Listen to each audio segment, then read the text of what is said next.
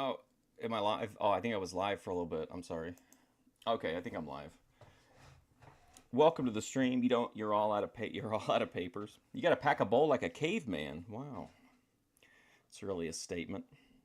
Welcome to the stream, everybody. Good morning, Grace, who is flying somewhere. I don't know. I didn't. I just saw she was going to the airport. She's been doing more collabs. Bethadone Clinic is in a feud with Foodie Beauty detractors over the purchase of 2 coffee mugs. What a storyline. VP still doing 24-hour streams. Healthy Family Force. I saw one stream of theirs over the weekend. It was just kind of like a chill chat stream with Joy and Rich. And then, of course, they took Grace to the airport this morning. Turn my mic up? I don't think I can, man. I have this like garbage mic. It's turned up all the way. I don't know what's going on. Let me tilt it up. Is that better? That might be better. I don't know. Oh man, Vinny Slugga, what's up, man? But yeah. Okay. Anyway, that's all the news I have really. I do have to end this a little bit early today because I'm going to... There's a pretty much like a one-time, only ever Dorunda type event that I want to get to. So I've got to leave a little bit, early. But let's dive right into it.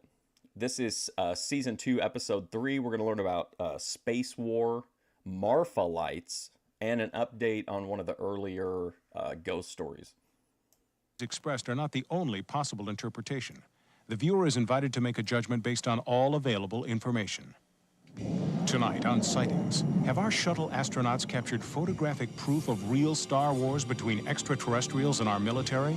Then, for almost 2 centuries, this small Texas town has witnessed bizarre glowing balls of light. Are they natural phenomenon or alien spacecraft? Glowing balls. Tonight, the mystery of the Marfa lights.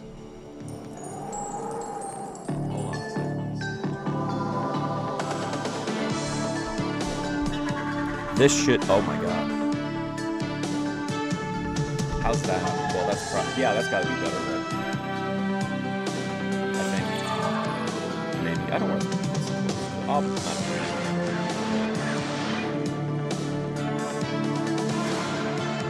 I'll add a new mic, or I'll add like figuring out the microphone to my list of things.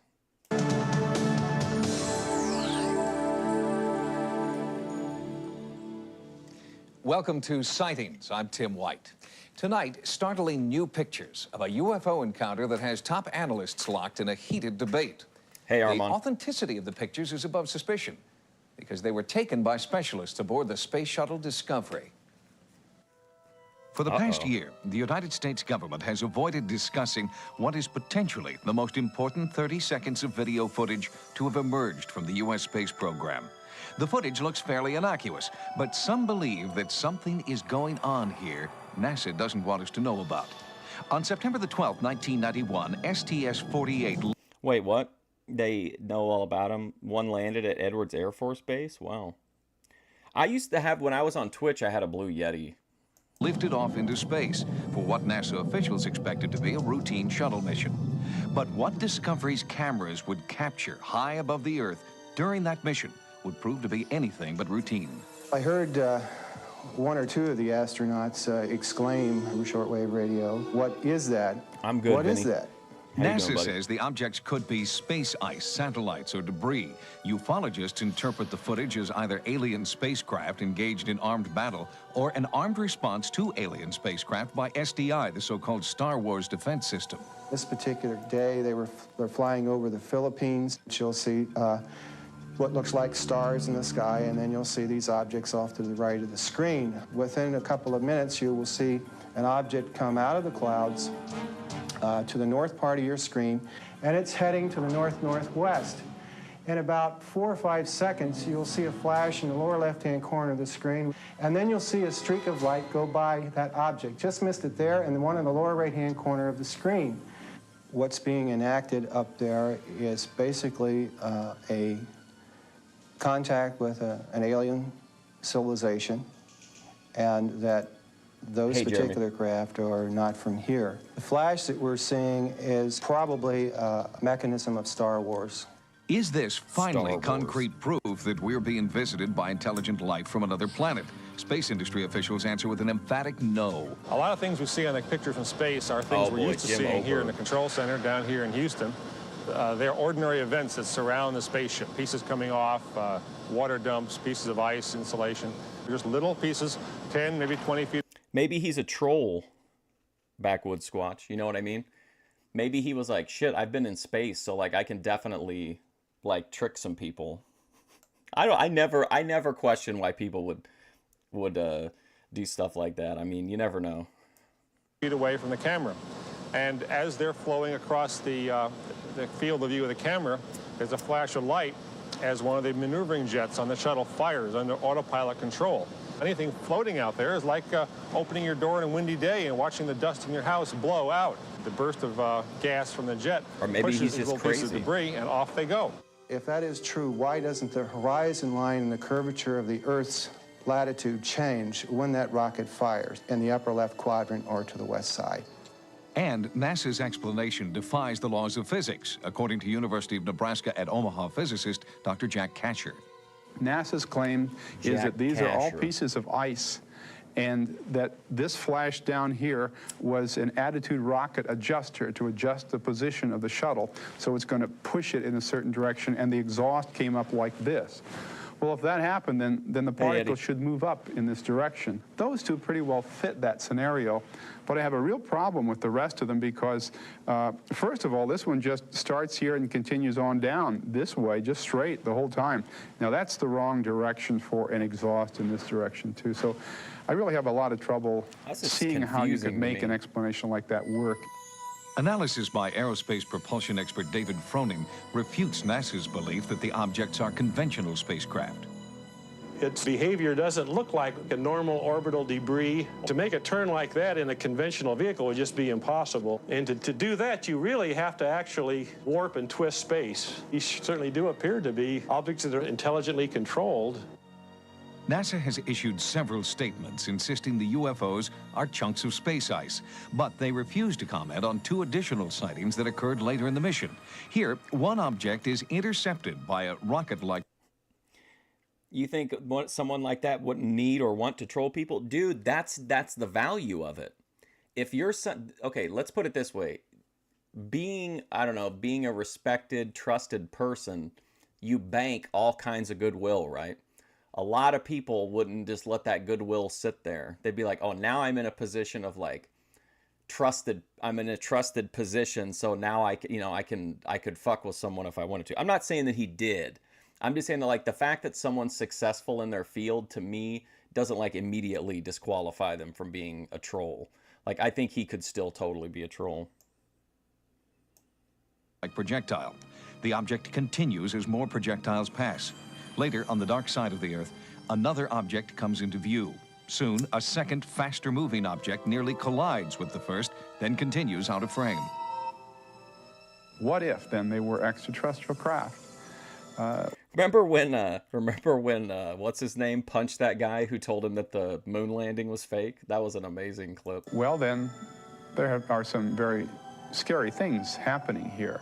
Was it some kind of a missile that we were firing Who at was them? that? Buzz Aldrin that punched And the if guy? that's the case, then why did we do that? It implies we're prepared to do that we're almost expecting to encounter these things, and then we're hostile to them. Is our military prepared to launch offensive strikes against incoming UFOs? Government officials won't respond. Man, he tagged It's not a him. question of whether there is a government cover-up about UFOs. There is. It's the most highly classified topic in all the government and military. Has the military secretly developed SDI beyond public knowledge, despite their denials? There have been developments for the Space Defense Initiative of particle I could beam watch that systems over and over could have again. particle beams with the kinds of speeds that we saw going straight up into space. And if that is the case, why are we shooting at them? It implies that we expected to see them and that we were ready to shoot, and then we did shoot, so we consider them hostile. You can look at these kind of lights and these kind of reports of the flying saucers coming around our spaceships.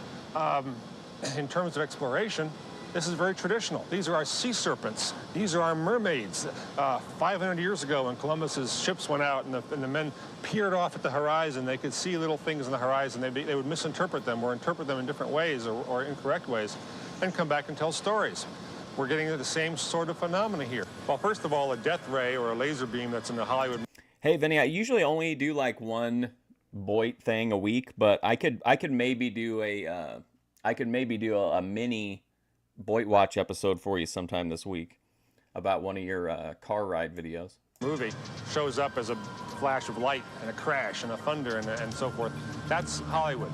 In reality, these kinds of beams in space are invisible because they have nothing to show up on except a target. So you would not see a beam going across the picture. James Oberg has devoted the last 18 Well, I years gotta to be honest with you, I always thought the space shuttles were a lot bigger than that. aerospace research. Although Oberg insists he is an independent analyst, some ufologists believe he's part of a secret government conspiracy to debunk all UFOs. It's a bit too trite and a bit insulting to the intelligence of the average American to say, you know, it's something to do with space folklore or space debris. Let's not forget that these people are not some kind of UFO organization speaking for 10,000 scientists out there. These are a couple of very far out people who are not even accepted in the UFO movement. Well, I think you're stuck with the people eating a lot with the food guy, but the Thorpes being on kick make it like extremely difficult to clip them, so they'll probably be more infrequent moving forward. So that should make you happy, ATF Media. Is this merely ice from the space shuttle? Secret weapons testing the military won't disclose? Or is this finally proof that we're not alone in the universe? It's only a matter of time, but I would wager by 1995 this will be common knowledge, and You the missed fact old that school wrestling extraterrestrials and are here damn. will be accepted by everybody. Well, I think we did. I think we're going to do 2 episodes of wrestling again this time. I think tomorrow I want to keep going with OVW, and just see if I can kind of I'm kind of connecting with it, but not super strong. But I just want to keep giving it another chance. Then we'll do we'll do Memphis on Friday, like always. For a further perspective on the space shuttle footage, we've asked University of Nebraska at Omaha physicist Dr. Jack Kasher to join us. Dr. Kasher, thanks for coming in. Appreciate your time. What evidence Dr. can you Kasher. cite, sir, that those lights that we saw on the tape aren't conventional satellites? Well, I think the strongest evidence for me is I sat down and I put a transparency in front of the television set, and I tracked 8 of those objects, both before and after the flash. And the main one did cut up sharply to the right, apparently in response, if you would believe the ice theory, of an attitude adjuster rocket down here that would push it up with its exhaust. 2 of the 8 objects did that.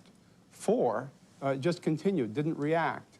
2 went up and to the left, which is the wrong direction. And I've looked at that 50, 100 times. I just can't reconcile that in my own mind. Have you been ostracized at all by the scientific community for holding these particular beliefs? Not really. You'd be surprised at the physicists that have come up after they've heard me speak about UFOs and say they're really surprised that there is evidence that is at least plausible that these things are real.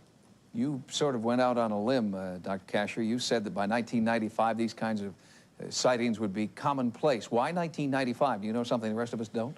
Well, Yeah. I do have some contacts that have given me some information. He's a good, like, inoffensive, kind of milquetoast host that allows, like, the weird shit to stay in the focus. I think I base some of it on that, but I think that there is a groundswell of interest in UFOs. People are being more open about the sightings that they have had.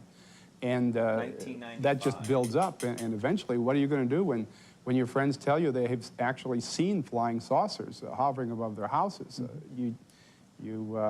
After that happens to you a number of times, you just have to start believing some of it. Dr. Kasher, have you seen a UFO yourself or anything that would lead you to personally believe that they're out there?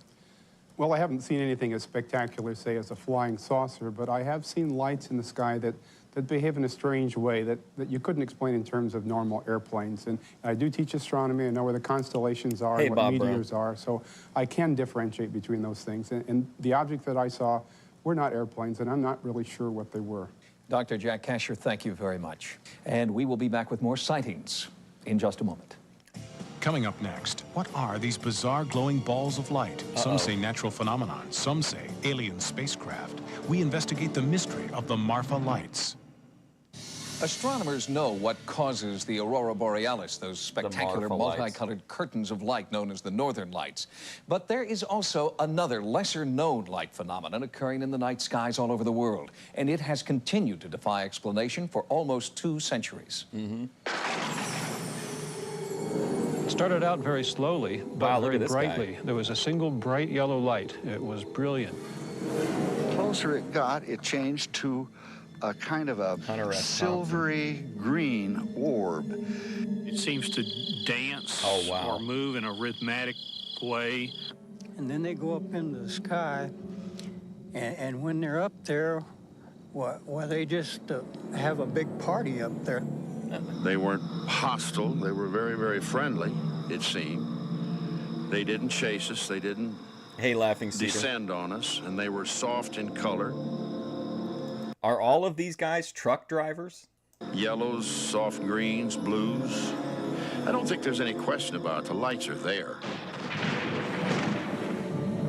Marfa, Texas is a small town southwest of El Paso. For the past 150 years, residents, visitors, and scientists have all looked into the night sky and seen dazzling multicolored lights dubbed the Marfa lights. Reported sightings date from Apache accounts in the early 1800s to the Wall Street Journal in 1984. I think they're Satan's people, tell you the God's This guy's a truth. shaft. They're ghost lights, and it's ghosts. It was just eerie to me. Nobody else was Julie afraid, but I Holland. was afraid.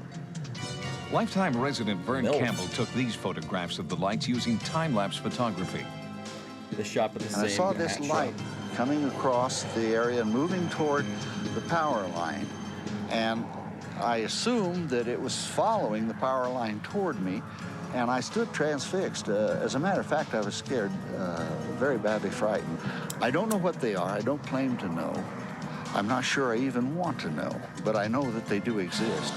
In America, there are at least 100 Oh, remember zones this guy from Shaun of the Dead? that are regularly haunted by these curious light phenomena. One of the most famous places is Marfa.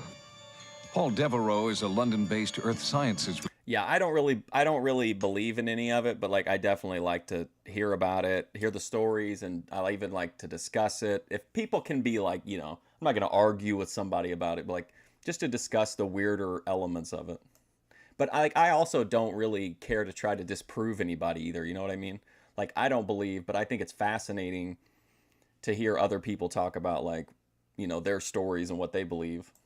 Researcher who believes geology holds the answer to the Marfa lights. I have had one UFO experience, but it's pretty bland.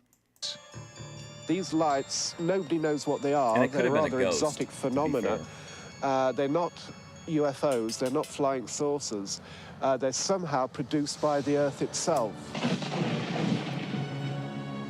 Right now, an international team of scientists is in Marfa seeking an explanation to the light phenomenon. The team is headed by one of the top physicists in the world, Yoshihiko Otsuki. This is a research work on the fireball, so-called Marfa light. We believe this is a kind of a natural phenomena. A natural phenomena means this is some kind of atmospheric electricity. The team has established. Well, I was out in like a rural area, and there was like a huge multi-acre cornfield that was on the outskirts of this little rural town that was right next to like a big creepy house that a lot of kids would go and like mess around in. Me and my friend went there to smoke one time when we were in high school, and we walked out into the field with a couple girls, and we were just messing around. We were throwing throwing ears of corn like they were like grenades, just being idiots. And I threw one up in the air, and when it hit out way out from where I was at, deeper into the field, it made like a huge sound like it hit something metal. So we thought we hit like a tractor. So we ran out of the field so we didn't get in trouble. And then we climbed up on the roof of the house to look down to see what the guy was doing. And there was literally nothing out there. And we went all the way out to walked back out to where it happened at and looked all around, and there was nothing in the field at all. But it definitely made a sound like it hit something metal. It was there was like an echo to it, but I never found out what it was. Established a base camp just north of the official viewing site open to the public. State-of-the-art atmospheric technology has been flown in and set up. All manner of recording devices are also in place. Since the team does not know the true source of the Marfa lights, they also acknowledge the spiritual. A Buddhist priest performs a ritual he believes will summon the lights. Early in the investigation, the team was frustrated. The lights did not appear. We watched and watched, but nothing we obtained, nothing filming, nothing eyewitness observation. So we was very disappointed. Mission specialist Ed Hendricks tried out new detection devices while the team waited. Hendricks' obsession with the Marfa lights began on February 2nd, 1991, when he had his first sighting. I was flabbergasted. I don't think I've ever been the same since. It really did. I've been fascinated, and I thought for sure it hit like the roof or the hood of like a tractor, and the guy was going to be super pissed. I mean, it had that like distinct like. In fact, it really honestly didn't even sound like that. It would have had to have been hit like it had like a thick metal sound to it. I think it was probably would have even like a stronger sound than like hitting like the roof of a tractor or something. But like I said, we went up and looked, and there was like nothing out there at all. almost obsessed by it, trying to figure out what could possibly do something like that. Hendricks specializes in the science of spherics, the study of the sounds of the atmosphere. He has previously recorded strange sounds which accompany the appearance of the Marfa lights. They're long, kind of descending pitch signals that sound something like... And I was sober, too. We hadn't been drinking or smoking anything. I might have been in, like, kind of a goon mindset, because I think I'd been, like, making out with that girl off and on, like, all day. But I don't think gooning really affects your... Does that affect the veil, like, into the supernatural if you're gooning? On September 1st, 1992, as Hendricks set up his equipment, the team's first light suddenly appeared on the horizon.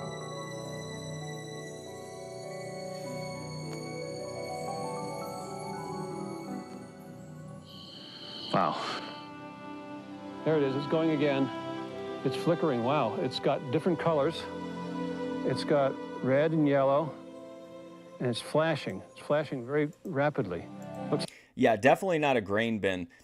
Like I said, looking up from the roof, you couldn't see anything. Like, it was just literally cornfield. And when we went out there, there was nothing. And, like, if there had been a car or a motorcycle even, which that would have been way too... I don't think I would have made that sound with a motorcycle. But, like, we would have... The time it took us, because we were scared, we did not want to get in trouble, so we, like, booked it out of there. There's no way that we wouldn't have seen, like, a car or even a person. You would have seen the corn moving, like, even if a person was just walking through. Also, I got a new strain of weed. It's called goonberries.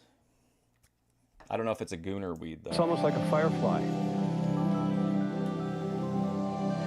It's very bright now. It's getting brighter, and it looks a little bit red. It's dividing in two. The two pieces are moving apart. There they go, and they're getting real close. And they've crossed again, and they're just continuing this. They're going back and forth, swinging back and forth, and they're doing this as though this is what I think people mean when they say that the lights are doing a dance. I think they're gone. I think that's all. If you want a timeline on it, the one thing I can remember for sure about when how old I was is that they were running the Sonic the Hedgehog Sega commercials for, like, I think, I want to say, I don't know which Sonic it was, I don't want to say, but they were still running, like, TV ads promoting Sonic the Hedgehog, like the video game. What are these dancing Should I go back out to that site and try to get some answers? Colored lights. While this investigative team searches for an answer, other scientists say the lights are nothing more than the headlights of cars traveling on nearby Route 67. I don't believe there are any facts to support the myths. We cannot say that there's no manifestation of the devil or flying saucers or Indian ghost, but there are no facts to represent that. There are some facts to indicate very strongly that what most people see are car lights on Highway 67. There are people who are skeptical about the Marfa lights and who believe that what everybody sees are car headlights, and indeed many people do see car headlights and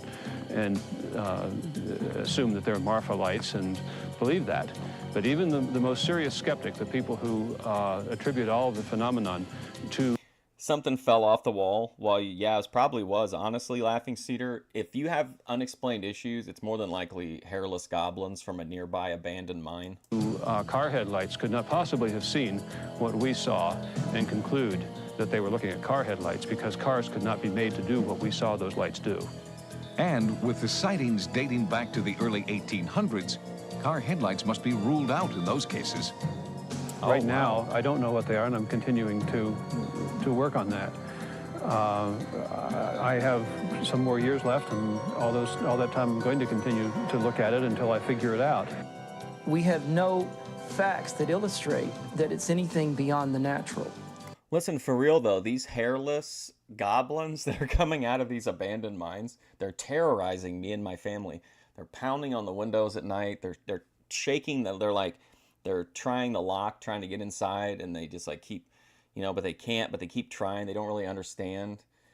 And like, then they're just like, sometimes they don't even knock on the windows. They just like, they're like looking in, and then like I had their like greasy faces pressed up against the glass. It's disgusting.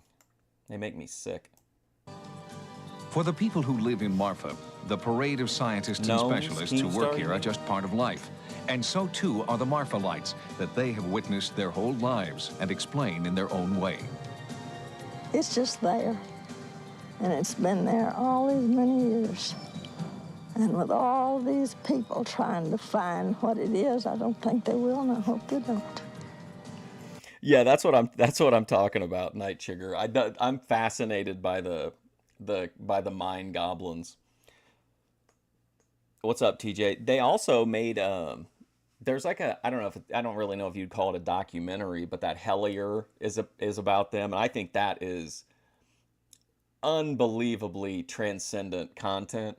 But the dude, for some reason, he retweets it. I watch it constantly, but he will like retweet me back when I used to talk about it.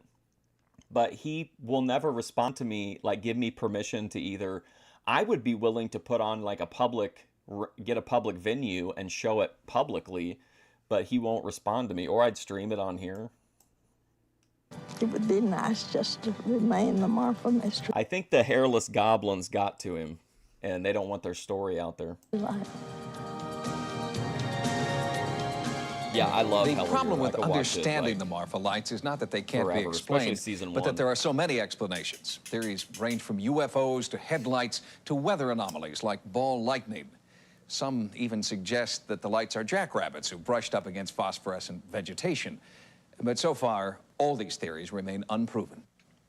Coming up next, in a special sightings update from Wisconsin, this man captured a bizarre image with his Polaroid camera that many believe is a ghostly apparition. That's a According to the most recent Roper poll on the paranormal, 18.5 million Americans report having seen a ghost. One of those people contacted us with a remarkable photograph that he took near his home in Hayward, Wisconsin. Northern Wisconsin is a freshwater fishing paradise, and some say a haven for ghostly apparitions. Skeptics they like their privacy. Well, they don't respect other people's privacy when they're peering in my windows. Why they don't have any clothes on? They're disgusting. Dismiss these stories as folklore designed to lure tourists. But eyewitness accounts are plentiful, and now potential hard evidence has surfaced. An intriguing photograph.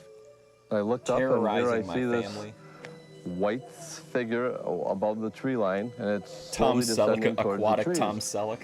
Al Denninger has been a fishing guide through the waters of the Chippewa. Do you think he'd be a good sport about it if he was like showing me around so I could shoot documentary footage, and then as a prank I like knocked him into the water? Flowage for 17 years. He knows these waters like the back of his hand.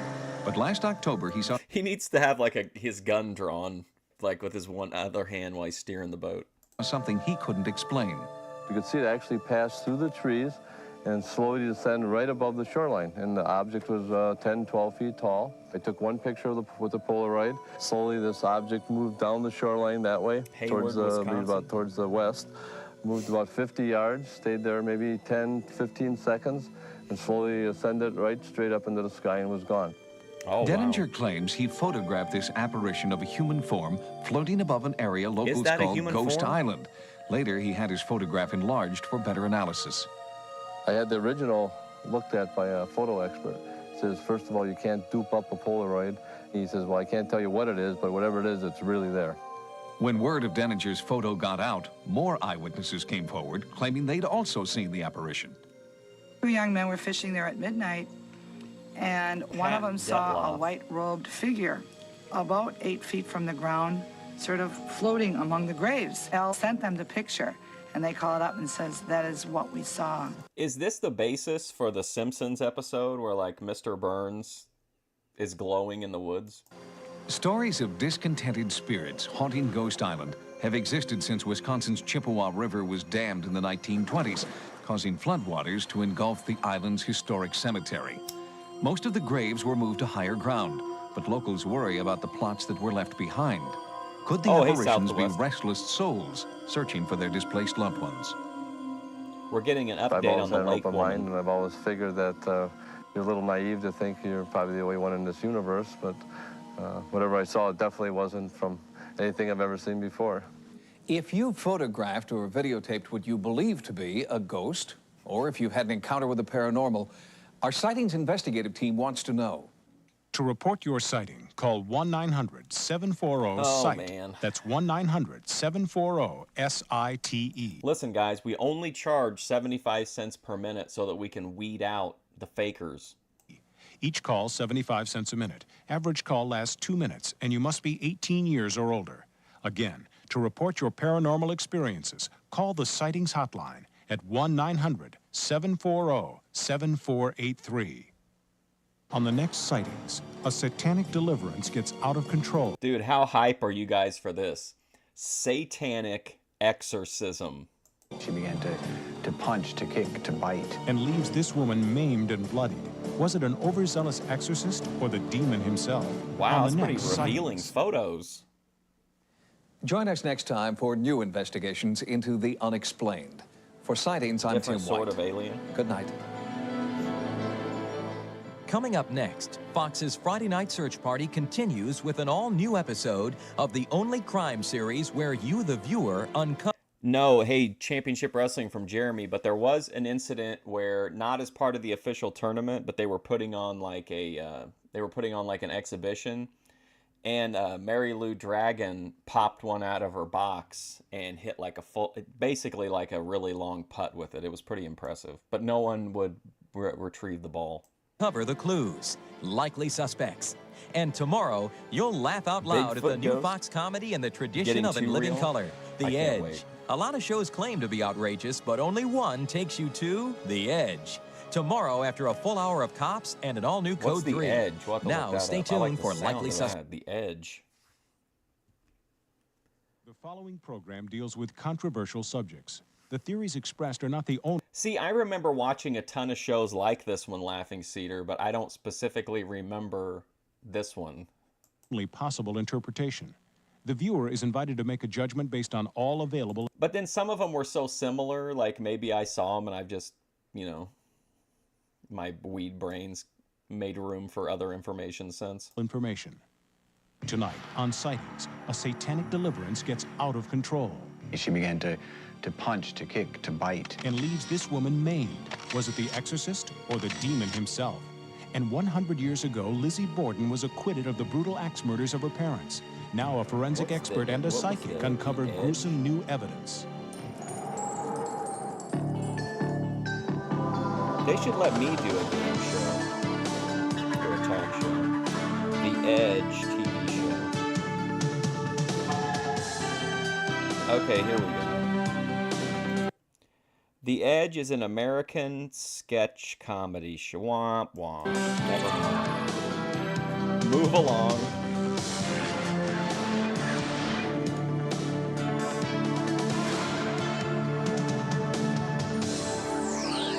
A roast?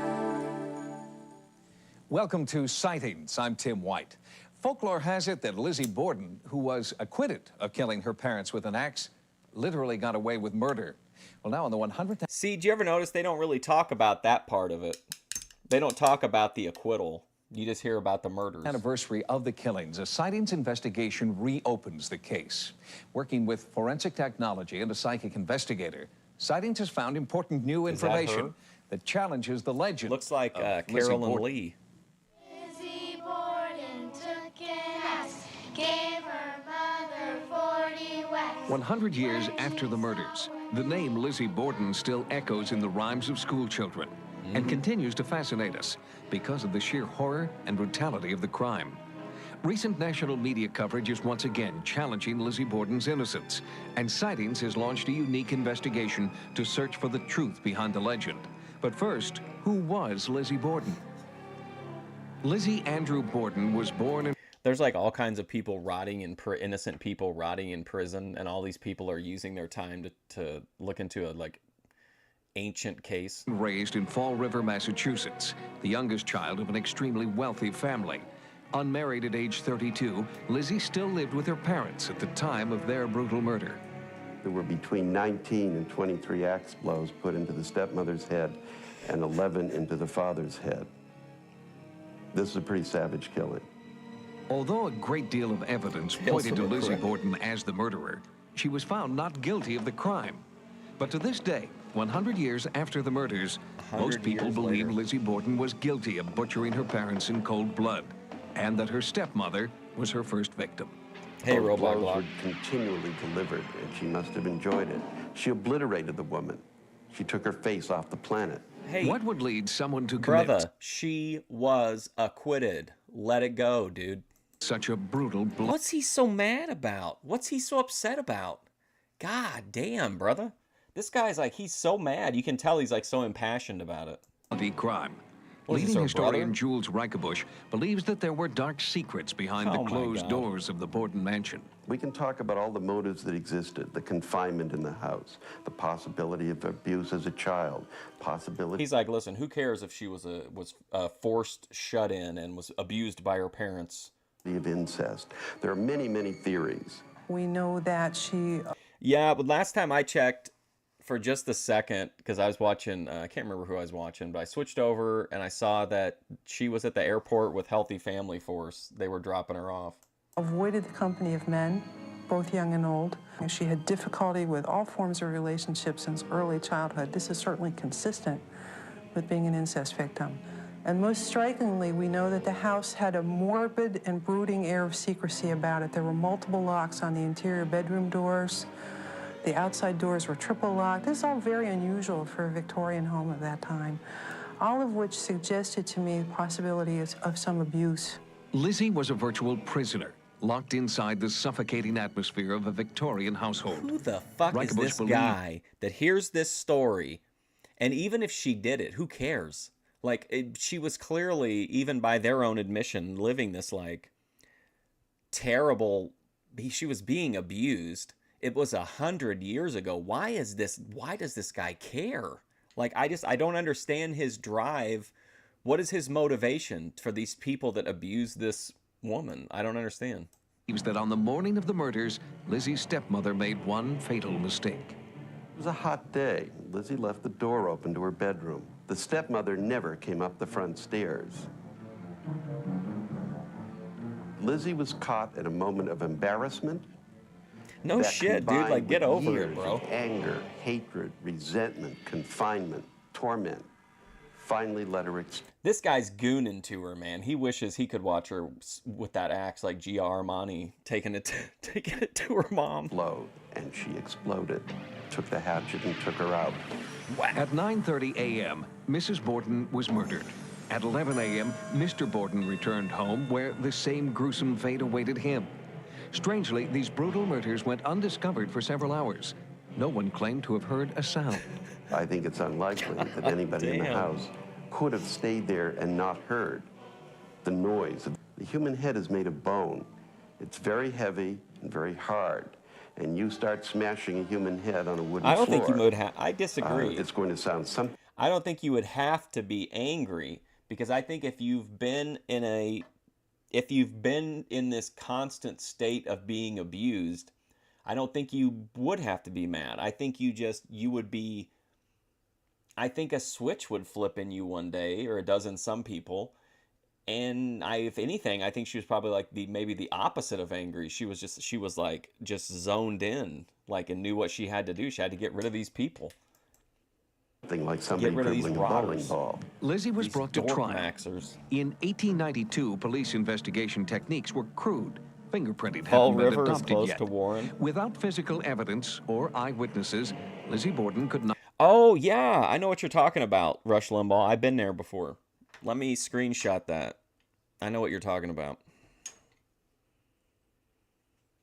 Not be That would linked be fun to directly go to the see. crime. In addition, she hired a former governor of Massachusetts to defend her and paid him $25,000, a fortune in 1892. Her defense lawyer, who was a former governor of Massachusetts, George D. Robinson, had appointed one of the 3 judges who sat on the case. And that's the judge who gave the... I have more respect, I think, for the alien people, even though I definitely don't believe them. I have more respect for them because I think at least they at least what they're doing is like moderately interesting and open-ended, whereas this guy that's completely obsessed with this old, not just like in a way of being like, oh cool, look at this old murder or look at this interesting case or whatever, but like that he's going to dedicate his life to making sure that the verdict is overturned in the court of public opinion. Like, come on. Charge to the jury to acquit her. The jury deliberated for less than an hour before returning a verdict of not guilty. Townspeople were outraged and brought charges that important, damning information had been suppressed. Imagine if a Marsha pharmacist Clark who was there refused to with her sell skull. Lizzie Oh a my package God. of poison the day before the murders was never called to the witness stand. I think if she were prosecuted for it today, and the pharmacist's evidence came in, and... I mean, she could have been. I'm not saying that she definitely wasn't mad. I'm saying I could see scenarios where she wasn't. I honestly, too, think that it could have been like a relief. Like, I'm done now. Like, these dorks can't do anything worse to me. And the inferences about her time in the critical hour and a half between the 2 deaths were drawn properly from what we did know. That would have been sufficient, would be sufficient. I think she'd be convicted today. The grisly Borton murders put Fall River on the map, but people here were eager to suppress the town's Hey, Laughing Cedar, did you watch that docuseries? I think it's called Little Miss Innocent. It had a really interesting, like, lead person in it. But it's a true story. My mother-in-law was a character witness for Lizzie at the trial. Lizzie Borden was mentioned only once when I was in her presence. She looked me straight in the eye. Lizzie Borden was tried and she was acquitted. Now, you know perfectly well, we don't talk about that anymore. But the legend has refused to die, so we ask psychic Dale Shear and forensic scientist Dr. James Stars to bring their considerable talents to Fall River for this investigation. They're 2 experts with very different ideas about what happened here a century ago. Shear has worked with law enforcement agencies worldwide. I think she was only vaccinated against the bubonic plague. As a psychic detective. Stars, a professor of forensic science at Psychic George Washington detective looks like University, a is one metal of a detector. growing number Oh, of he's doing graveyard something. detectives Ley lines, using a maybe. controversial new radar probe that can record images inside graves. Dr. Stars hopes his probe... I can't believe this is a thing. I can't believe this guy is out doing this. I have issues of just like doing a walking stream at a cemetery. This guy's out taking readings on people's deceased family members.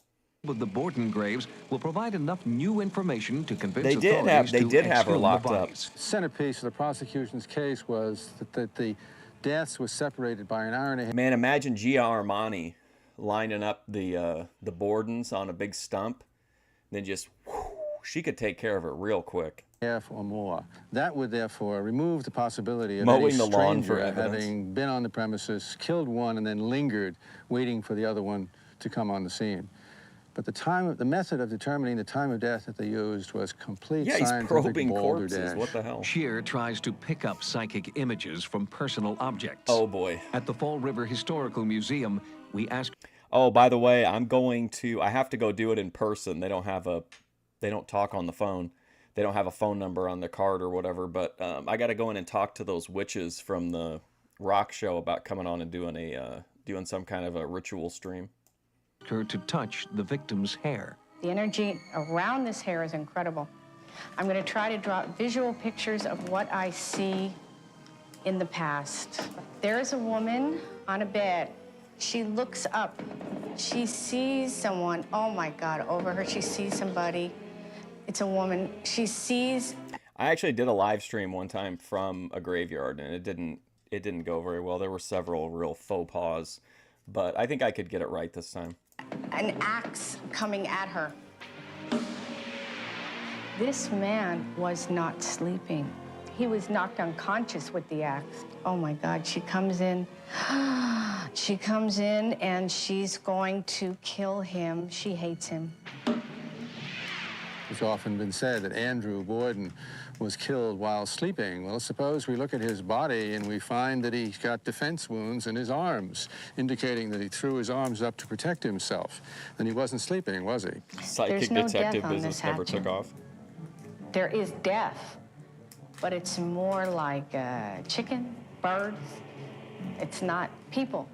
I've looked at the hatchet that the prosecution introduced at the trial as being the murder weapon, and that murder weapon, in my view, would not have been sufficient to inflict the wounds in the skulls of her parents that were testified to at the trial.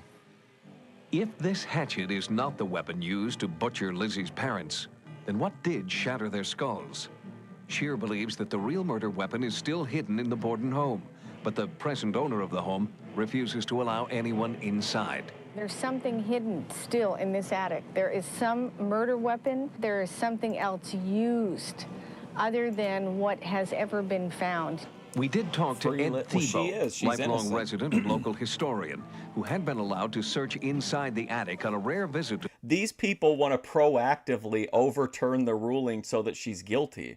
Like, she's innocent. She was acquitted of the charges. To the Borden home 10 years ago. These people are just Had I been a alone, bunch I of never would have haters. stayed more than 2 seconds. But someone was with me. I think I did stay about a minute and a half. But I just didn't want to be there alone. There was something eerie about it. Something that gave me a funny feeling. With this sightings investigation, both Dale Scheer and James Stars raised profound new questions about the Borden murders. They are both convinced that the real murder weapon has not been found yet and may still be hidden in the home at 92 2nd Street. Until it's found, the legend of Lizzie Borden remains just that, a legend. I think the evidence really points to Lizzie. I'm satisfied that she did it. As a scientific matter, I've long been a believer that she was not guilty, and the jury was correct in acquitting her. Are you serious, Backwoods Squatch? But I'd like to see some hard scientific evidence to back that up, and I think we can get it right here. I watched a body cam video last night. I watched this one that we're going to watch sometime. It's about a guy who tries to conceal alligators, but that led me down a rabbit hole of, like, bad parenting body cams. And these one people... where I got into like this big domestic situation at an Airbnb, and it's funny because all the neighbors are like, they're upset that the bad thing happened, but they're more upset, or they're almost kind of like happy because this proves that there shouldn't be an Airbnb in their neighborhood. I'm convinced Lizzie Borden did it. It was Lizzie Borden who killed her mother and father. But it's like it's otherwise is like super depressing video. Whether she did or she didn't, the murder of Lizzie Borden's parents set her free. Soon after the acquittal, Lizzie inherited her father's considerable fortune. She bought this mansion in Fall River and lived here for the next 35 years until her death in 1927. She was laid to rest alongside Andrew and Abby Borden, the parents whose murder remains unsolved to this day. Coming up, a satanic big ups to Lizzie Borden. Deliverance leaves a woman maimed. She began to... Even if he did it, who cares? To punch, to kick, to bite. Was it the exorcist or the demon himself? The Exorcist was one of the most disturbing films ever to come out of Hollywood. The story of an innocent young girl transformed by demonic possession set a standard for fictional horror. But for some, the real-life exorcisms going on today at one Chicago church are more disturbing than any movie. The rite of exorcism has been part of the Catholic Church for nearly 2,000 years, but it is not strictly a Catholic practice. Other faiths also perform exorcism and call it by a different name, deliverance. Last year alone, more than 10,000 deliverances were performed throughout the United States. I think one of the most interesting phenomenon we see in this whole area today is that of demonic possession. Some people will say it can't happen, the LaBar? Or, I but shouldn't even say all you the need to LaBar. do is Where's be present LaBar? when there has been one, and you'll never deny it again. I felt they were going to kill. You don't like The Exorcist? I showed it. I did a public screening of it one time. It was kind of interesting. I think a lot of people that hadn't seen it since they were kids that came to it were kind of like surprised that it wasn't the way they remembered it. Look at this shirt. Oh my God. What a treasure. Look at this lady. Kill me. I felt they were going to finish me off. And at that time, I just said, Lord, it's... I think the main thing I remember, it got a pretty good crowd. I think there's like 40 or 50 people there, but there was a guy there who came super early with like a younger woman. And I was like, oh, this is so cool, you know, that he brought his daughter to the thing to show him like the horror movies he watched when he was a kid. But then it turns out that like it was his date, but that was kind of weird. It's in your hands. You are unclean, and she has been cleansed by the blood of Jesus. Look at me. The pastor started praying for me, and he was using the name of Jesus. You have no power. The Lord Jesus in his eyes. Sometimes when I lay down at night, I'd see like these really scary faces when I shut my eyes and be looking right at me. These ghostly faces with fangs and like blood on the teeth looking at me. Julie Gibson didn't understand why she had so much rage and anger inside her. She tried traditional counseling without success. And finally, on the brink of... My brain's remembering some of the like regulars who came to the movies, and like there was this one guy who I don't know what his diagnosis was, but his mental or physical, but when he would be talking to you, he would just like fart while he was talking to you with like he would do it mid-sentence and like just keep talking. He would not acknowledge it, but he would like just completely just fart in the middle of a conversation, like no matter who was around or whatever. And then I guess one time after the event was over, there was a mystery because it looked like he might have peed in the chair, but people weren't sure, and it became a whole like mystery, and then they just ended up throwing the chair away. Of suicide, she brought her problems to her pastor, Jim Hurlis. He performed a deliverance that lasted several hours. Hurlis was attempting to free Julie from what he believed were powerful demons. Here, we see exclusive footage of part of Julie's deliverance, which she claims freed her from demonic possession and changed her life. Shut up. Look at me. Yes. Look at me. Look at me. In the name of Jesus. But it would really like, and I am not shaming the guy at all, but like I always thought it was funny, but some of the female staff members didn't view it the same way. Stop this. I command you. Oh, I don't like that. Look at this. I love Let this. your light shine forth in Jesus' holy name. Yes. Father, I loose your power. At his Fox River Christianity Center, Jim Hurlis is assisted during each deliverance by members of his growing congregation. But not all deliverances have been as successful as Julie Gibson's. In August of 1992, his church in Fox Lake, Illinois, a suburb of Chicago, came under fire because self-proclaimed minister Jim Hurlis performed one deliverance he admits got out of control. In this specific incident that I was involved in recently, I did not More like recognize Jim my Burl limitations soon enough. And as I became more tired, this demonic force became stronger in this woman. On the night of August 14th, 1992, after 4 days of fasting and prayer, a distraught church member, Sandy Mays, turned to Jim Hurlis. He concluded that Sandy was the victim of a demonic possession, and a deliverance was called for. At this point, I was laying on the floor, and I heard somebody say, "The enemy's coming." I felt like God was speaking to me, "You're not going to get hurt. Just do what I tell you." I felt some. I think it's pretty rude of this guy that always farted to not come to my Thorpe event last year. That's kind of upsetting. Come to everything. He could have come there and at least hung out and farted for a while at the Thorpe event. Helped me get one more attendee. Something or somebody grabbed my arm. Fair weather regulars. And tie it.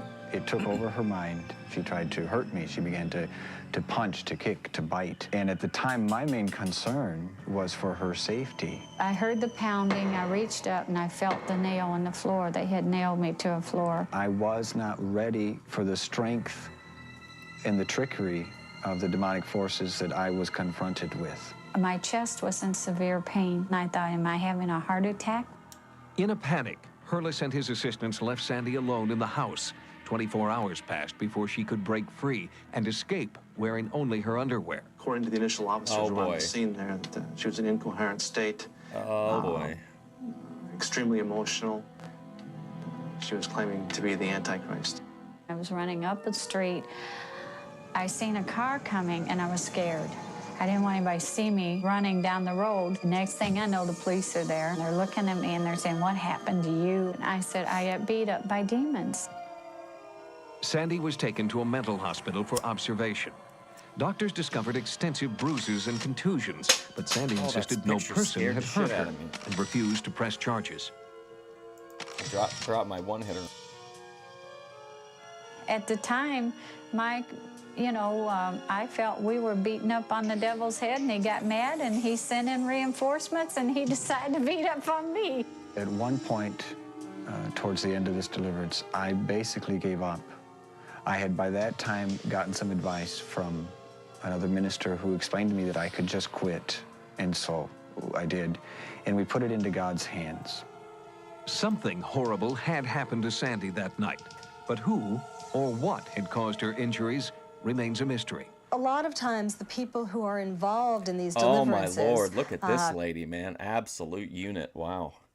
I can't press charges on demons. It wasn't the priest that beat me up and nailed me to the floor and took all my clothes off.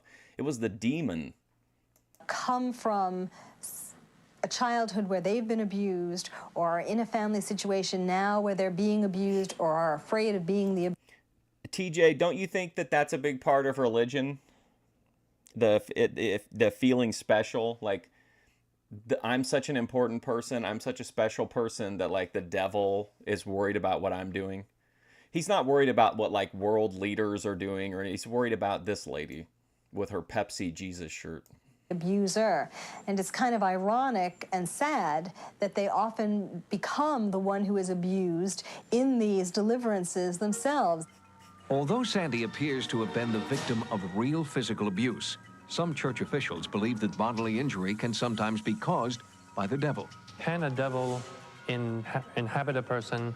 The answer is yes. They can take over the operation of the body of a person. See, I kind of feel like the opposite. I feel like it's kind of a comfort that, like, if there are higher powers or there are aliens or whatever, that, like, they're definitely not going to give a shit about me. They're not going to care about some guy that streams UFO shows. For a time period, and while that's going on, the person really doesn't know anything that's happening. But could Satan actually be responsible for Sandy's battered body? Or also what they call psychic victim of phenomenon, Satan. and this would be caused by the demons, where actually as a person is there, they will begin to see spots or bruises come on with absolutely nothing seeming to happen. And I have a sneaking suspicion that we've got some people performing deliverance ministries, or perhaps calling them exorcisms, such, that are concerned not so much for the well-being of the individual who's come to them, but for their own personal gain.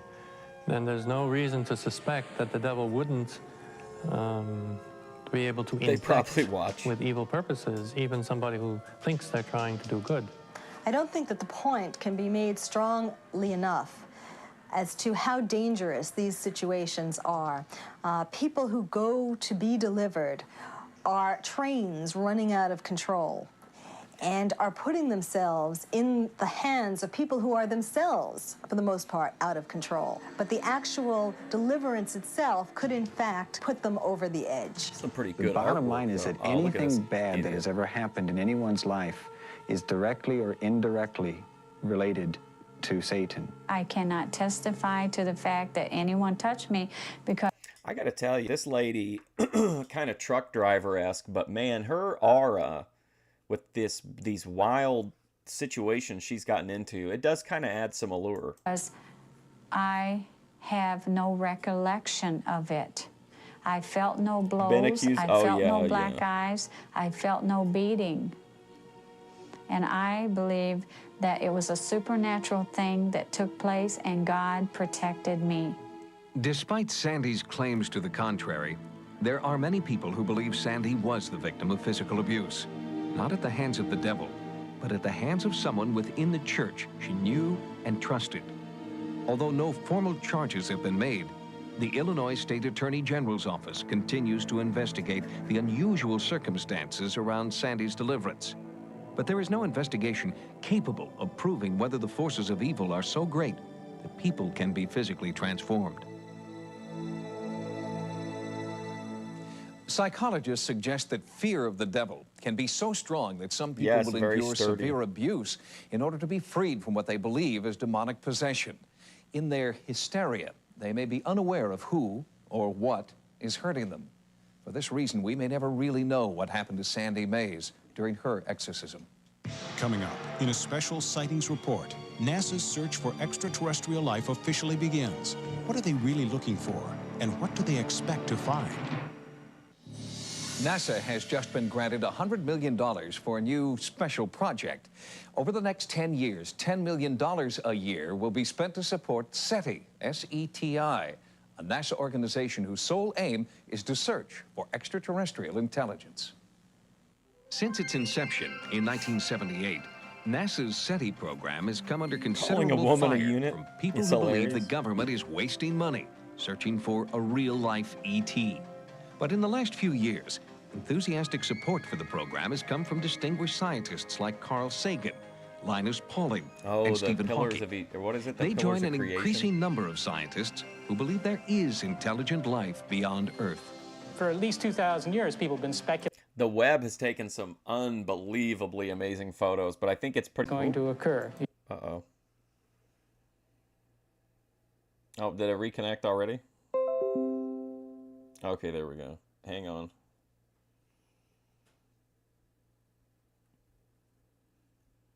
Okay, are we back? You just got to be in there for the long haul. It's a bit like building a cathedral. You may not see it completed in your own lifetime, but it's a worthy project. Sightings will travel to Puerto. Dude, people don't like that. People hate that, I feel like. People really don't like to go along with the idea that, like, you're part of the brigade passing the bucket and you might not see the, like, benefits of what you're doing. But, like, that's a real part of this whole thing. You know what I mean? But I feel like a lot of people aren't interested unless they're going to see how it, you know, come to fruition. But, like, if people generations before us had felt that way, like, we wouldn't have nearly this fast of internet, I don't think. Puerto Rico and record the historic moment when the Arecibo telescope is turned on and SETI's search begins. If you've recorded what you believe to be a UFO, or if you've had an encounter with the paranormal, our Sightings investigative team wants to know. To report your sighting, call 1-900-740-SIGHT. That's 1-900-740-SITE. Each call 75 cents a minute. Average call lasts 2 minutes, and you must be 18 years or older. Again, to report your paranormal experiences, call the Sightings hotline at 1-900-740-7483. On the next Sightings, in 1965, an unidentified flying object crashed in this Pennsylvania town. One day these streams will be in full standard definition. Many still claim it was an alien Kecksburg spacecraft. There is documentation that proves once and for all UFOs are real. On the next Sightings. I doubt it. Join us next time for new investigations into the unexplained. For Sightings, I'm Tim White. Good night. Are 900 numbers still a thing? The following program deals with controversial subjects. The theories expressed are not the only possible interpretation. The viewer is invited to make a judgment based on all available information. Beth Tonight, has seen an from alien. America's heartland, something fell from the sky here 25 years ago that many still claim was an alien spacecraft snatched up by our military. Every question I ever had about UFOs was under that canvas. Then, this peaceful countryside is the hideout for a paranormal entity so evil, it's haunted this family for a decade.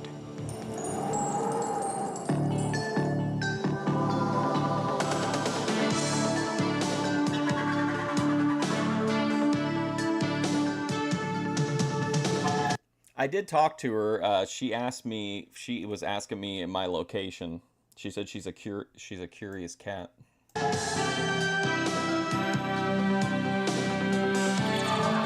I can't believe how much hate she's getting. I mean, I can because I understand how the YouTube works, but man, like, people are really mad that she bought those mugs from Foodie Beauty. You saw an alien when you were a kid?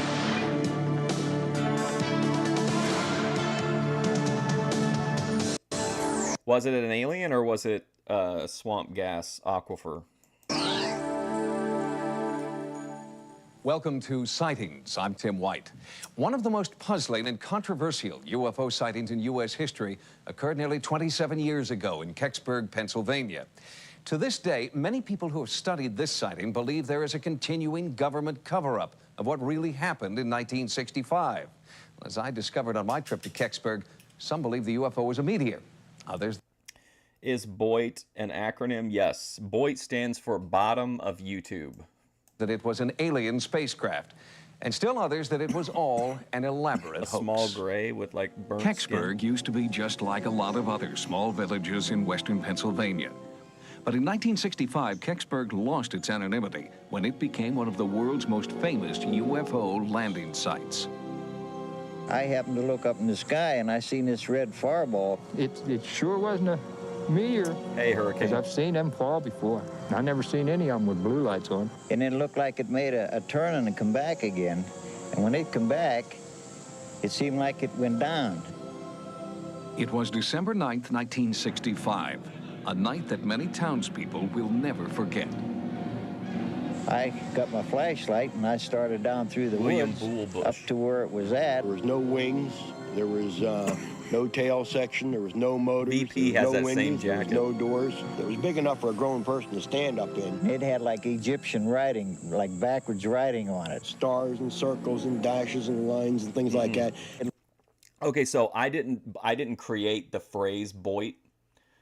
To most people would agree. Most people, when they use BOIT, use it as an insult. I use it as a compliment. I think BOIT to me is like the most keynote content on YouTube. The people that are just creating to create, you know what I mean? Although some higher, bigger creators can have BOIT vibes too, but I mean it as like my favorite section of YouTube, but most people use it like negatively, unfortunately. We're trying to overcome these stereotypes. What's up, Cody Turbo? It looked like an acorn. It was really weird. Some claim the UFO wasn't the only thing to arrive that night. It wasn't too much longer. Down through the woods come two gentlemen. The one gentleman, very ramrod straight, very authoritative I can't voice, do panels. crew-cut hair. I mean, he just reeked of military. He looked at the object and looked at us. He says, all right, this is now a restricted area. You are all ordered out of here. From BOIT, they're still, I still think they would probably be considered BOIT. They're not like bottom of BOIT, but BOIT is also like, in my opinion too, like their behavior is very BOIT. You know what I mean? So I think even though they're like probably like twice as big now as they were like a year ago, I still think like a lot of their behavior keeps them in like, you know, BOIT territory, which is, again, to me is a positive. Some military people come to the house and just said they'd like to use the phone. They sort of took the house over. We started talking among ourselves, what's going on. About that time, up here on the road, comes a big flatbed truck in. The flatbed went down and empty, and it come back. He got out with something on the back of it, covered up about the size of a loaf. I don't have good enough internet or my computer to run like a bunch of windows on Discord. That truck was hell-bent for leather, and if you'd have walked out on that road, you'd have still been there, because they'd have scraped you up with a putty knife. They weren't stopping for anything or anybody. And that began the real mystery of this whole thing. 27 years later, what happened down there in that woods surrounded by fields, if anything happened down there at all, is still a matter of bitter controversy. You've got this town split into two groups. You got the believers and the non-believers. There's been some friendship lost, and it's foolish as far as I'm concerned. I have a brother-in-law that Bob Bittner. He hasn't spoke to me for 2 years, said that I lied about everything, but I never lied about a thing. You got neighbors and neighbors that has known each other all their life. Remember when this guy flew the plane on Con Air? What a great role. Now they don't want to talk because one believes it. Man, I wish we and could one watch don't Con believe Air it. on here. Just as the town is divided, so too are experts who have researched what really happened in Kecksburg. Planetary expert Robert Young believes that some citizens may have perpetrated a HP all hoax. in one. He claims the UFO was merely a meteor, known to have passed over Ontario and several northern states that evening. Virtually all of the accounts can be explained by people having looked toward and seeing the Ontario meteor. How about the accounts, though, of the military that turned out in large numbers, kept people away from going down there, a truck that went down into the area and came out? You got eyewitnesses that say, this happened. Right, I understand it. I have written, signed eyewitness accounts from 61 local people who say that there was nothing crashed here or was recovered. There was no military occupation. A lot of people probably think you're the government. Well, sure, yeah, but I'm not. I don't know how some... No, I had the like box set of that and some other ones, but I think they got stolen. I need to check. I know the library doesn't have. I know they don't have El Topo, but they don't have Holy Mountain. I think there was one other one I was looking for that they didn't have, so I will have to track those down. Some people can say that nothing ever happened when there were so many people that saw things that night. Something had to happen. I know what I saw, and I'm not going to deny it. They can tell me I'm lying, but I know that I seen the military in my house that night.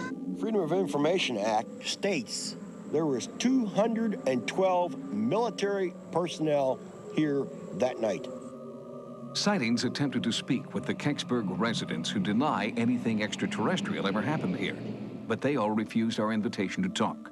Even the landowner whose property was the alleged crash site remained silent. I think the government bought them off, or threatened them with something that got them scared half to wits. Ironically, their refusal to talk has only deepened the controversy. UFO researcher Stan Gordon heard about the Kecksburg incident on the radio the night it allegedly happened in 1965. Do you think the government He's been bought them investigating all the off? sighting ever since.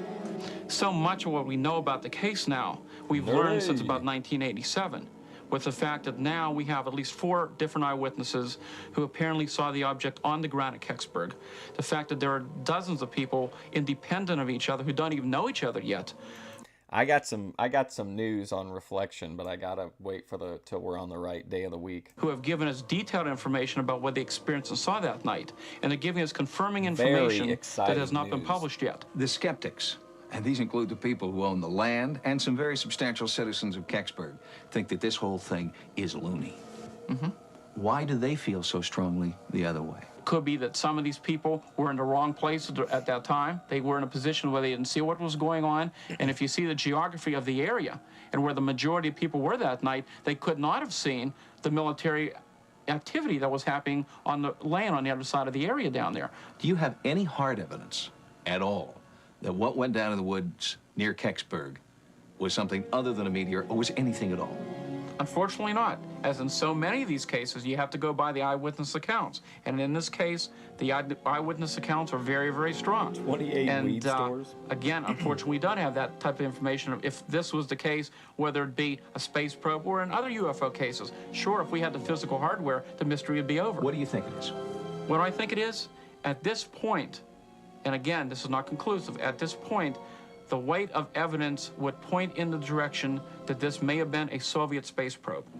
If the object were proven to be a Soviet space probe, then many questions would be answered. If a Soviet device landed in Kecksburg, the government would have been required by international treaty to recover and return immediately any space debris to the country of origin.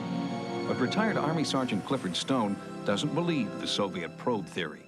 If this was of Soviet origin in 1965, the State Department would have released documentation to me under their Moondust files. To date, none of that information has been forth. Clifford Stone collects government documents about space debris recovery operations, like Project Moondust and Project Blue Fly. He began his investigations in 1965 when, as an Army sergeant, he witnessed a top-secret delivery to Lockbourne Air Force Base, about 200 miles from Kecksburg. I noticed that on the back of the vehicle, it had something that was covered by a tarp. It was about 10 to 12 foot at the base, 12 foot tall. It looked like a chocolate drop. When my friend told me that every question I ever had about UFOs was under that canvas, I was mystified. Since that time, Stone has repeatedly attempted to obtain information from the government regarding that object. Each time, the government's response has been the same. They have taken the stance, by direction of the President of the United States, we may neither confirm nor deny the existence or non-existence of any information that all involve the recovery of unknowns. Kecksburg remains a town divided. The only thing on which believers and non-believers can agree is that all they want to know once and for all is what really happened on December 9th, 1965.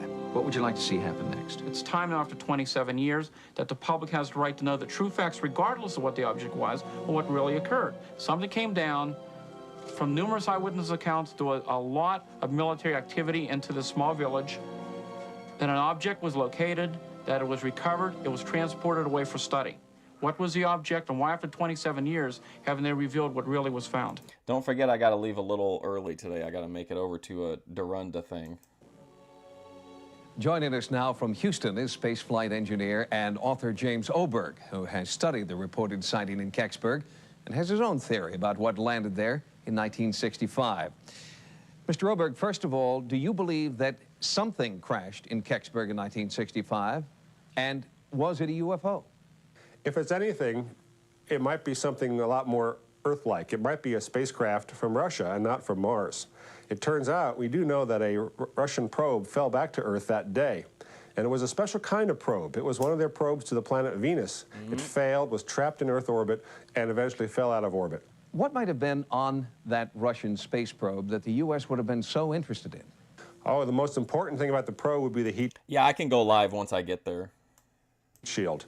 How thick it was, what material. It'll be around, I'll have to get off of here in like about 45 minutes, and then I'll go live 11 my time, which is like an hour and a half from now. My God, I'm so high, and I got to go do this thing in public. Was made out of, how heavy it was. And once we knew that, we could then analyze how big their warheads would be in their ICBMs. The same kind of material was used there. Also, their most advanced electronics would be in that probe. Their most heat-resistant kinds of materials. The very best of their entire military-industrial. He said something about Hormaxer. What's up, Doug? Complex technology. It would have been a treasure trove in terms of the Russian space and missile technology. Do you think we will ever know with certainty what really happened in Kecksburg? Well, I guess the dream is that someone will come forward with an official government report. It might exist, it might not. 20, 30, 40 years ago, people's memories, as you know, tend to keep changing and growing as the stories get told and retold. I think there's lots of stories in UFO folklore that we'll never really know what happened behind them. That's the fascination. James Oberg, thank you very much for joining us. Good night. If I don't get my stapler back, I'm gonna lie about the alien probe, Bell probe. And we'll be back with more sightings in just a moment. Coming up next, a sinister entity has haunted this family for years. I opened my eyes, and there was this thing that was standing over me. Our investigation next. Since 1978, Robert and Reba Malone and their 4 children have Reba lived Malone, with I love her frightening and music. confusing events that make them believe the family is haunted by demonic entities. They claim the hauntings began 14 years ago. This could be interesting. It should have some pretty, like, could be some rich people, some elected people, maybe. The day their daughter Nikki was born. Is there a connection? The Malones believe there is, but others in their small Georgia community aren't convinced. Haunted family. Carrollton, Georgia is home to at least one Is that their family last who name? believes they're haunted. And their strange plight has become the subject of radio talk shows in the area. So let's go to the phone lines and welcome to Afternoon Talk. Well, I'm not one of your people that goes to talk about a ghost. You're not? Nope. Horace, what do you think about that whole situation? A ghost? Yes. I don't more believe it than if I had a hole in my head. On the rural farms just outside of town, in Carrollton's quiet neighborhoods, and on Main Street at the Pitty Pat Cafe, discussion about ghosts and the unfortunate Malone family. It doesn't really work if I do that. Like, Plus, like, by the time I get there, like, as soon as I go live, like, my brain will just completely, like, go blank. So I wouldn't remember anyway. And I don't know who's going to be there for sure. There may be nobody there. Well, there's a little ceremony, so I think there'll have to be somebody semi-important there. Maybe the mayor, I don't know. But it should be interesting. Is unavoidable. I never met any yet, but I believe in them. I don't believe in ghosts. I haven't never seen one, and I don't believe nothing I don't see. I think it will probably be a pretty short live, though, because I don't really think there's a whole lot to this thing. But it just seemed like something that I'd have to cover for in tribute to Dorunda. That the majority of the people believe in ghosts, but they won't admit it. Whether or not the townspeople here believe in ghosts, they do admit that the Malone family is running scared. The children race home before dark, where they stand guard against what they believe are demons. Since the Malones moved to this Carrollton home 2 years ago, things haven't improved. They fear any home they live in will become a battleground for something bizarre, something evil. Are you saying that the Thorpes are causing your body pain? I feel like that I can't protect my children. Lady had an achy, breaky heart. It's after to kill one of us. Oh my God. Family, all of us. I've wondered a lot of times. 2 members of their family are currently wearing Billy Ray Cyrus shirts. If this evil spirit was working through our sick child, our sick daughter. Sometimes people turn to paranormal explanations because there is an explanation that they don't want to face. They claim the terror started the day their youngest daughter was born, but that it's unrelated to her medical condition. The family believes her brain damage, asthma, and kidney transplant have nothing to do with the evil force that plagues them daily. It's attacked my brother at one time. It's had him up against the wall, choking him. He was swinging in midair. Nothing was there. There was no arms, nothing. Where is it at? You can't see it. I opened my eyes, and it was this thing that was standing over me. It was real big. He was It was black. I couldn't move. I woke up and I saw Buddy something Landell's walking sister. through the hall. Looked like it didn't I'm have going no to get you head. up against that wall, and I'm going to All start these people can't be seeing and hearing the same thing, so therefore it's not imagination. It can't be. Part of the motive of the family is to hang together. And since their motive is to hang together, they would not necessarily say, oh, don't believe that. That's not likely, because that, in a certain sense, might threaten the togetherness, the sense of togetherness of the family. Anybody that would experience it would know that it's real. The Malone's daughter-in-law has recorded each paranormal encounter in her diary. Her entries tell the story of a family in crisis, enjoying short-lived periods of serenity, followed by days, weeks, even months of terror.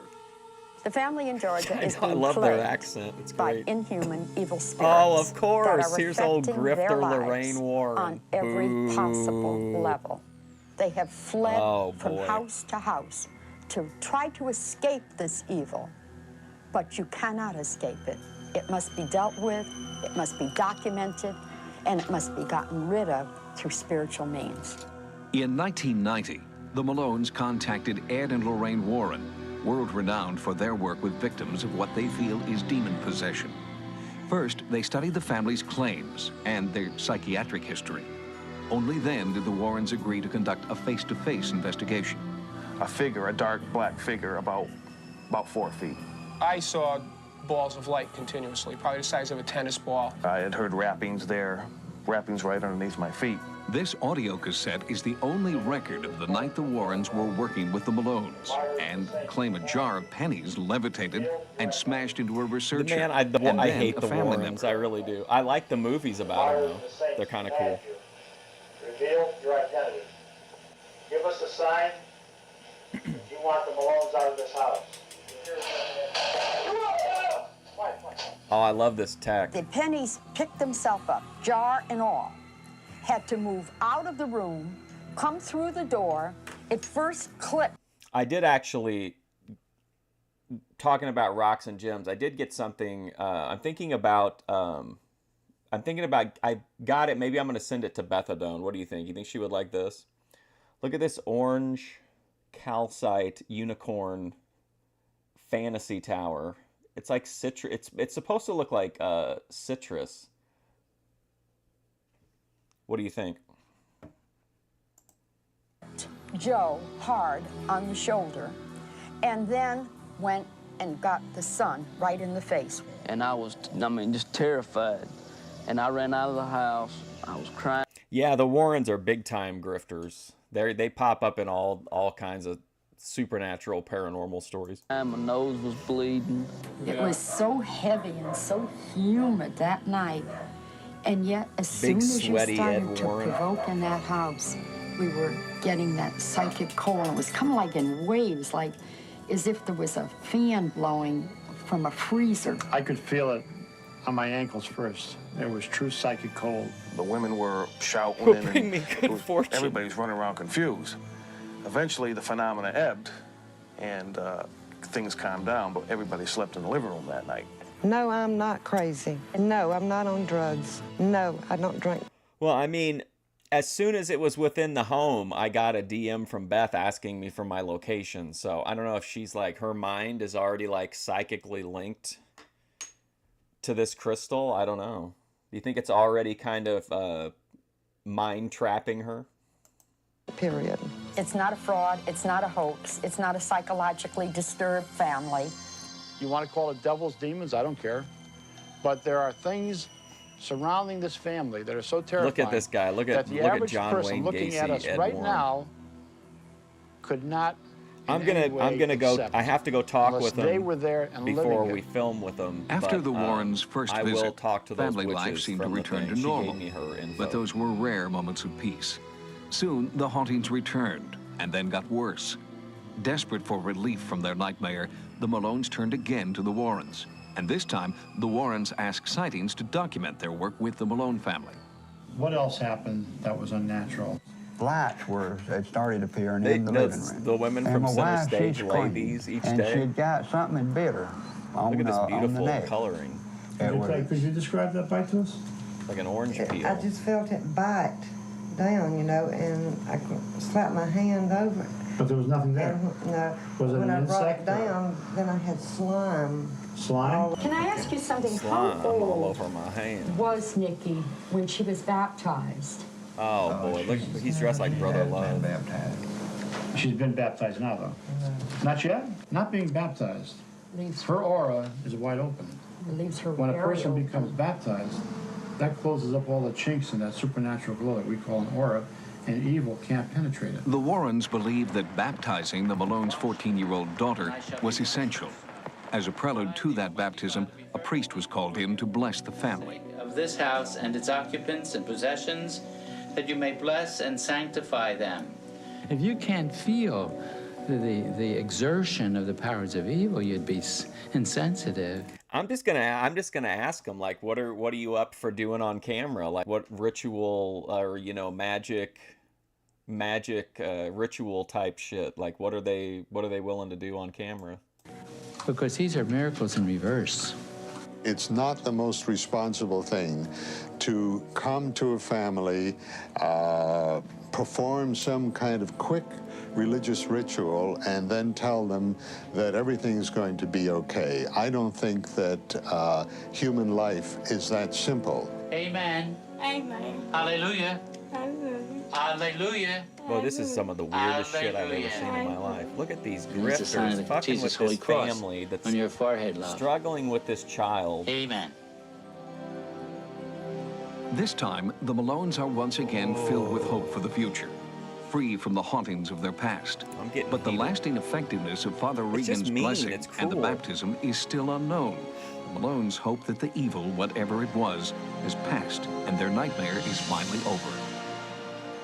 The Malones might have been helped by other types of therapy, counseling, or prayer, but they chose the method that they felt would be best for their family. You or I might not choose the same course, but how to cope with serious family problems is a very personal and individual decision. Coming up, when Christopher Columbus asked to be buried in Santo Domingo, no one minded. But today, many claim his ghost has cursed this town with disasters for 500 years. 1992 marks the 500th anniversary of Christopher Columbus's voyage to the New World. It's gonna feel weird. What's gonna feel weird? What's gonna feel weird? The ritual, the magic rituals. Dominican Republic. Columbus so loved the Caribbean paradise that he asked to be buried there. When he died, the native people obliged. But now, many present-day Dominicans regret their ancestors' decision. They strongly believe Christopher Columbus's remains are cursed. On August 4th, 1946, the worst earthquake in 100 years hit the Dominican Republic, the very day residents were celebrating the island's discovery by Christopher Columbus.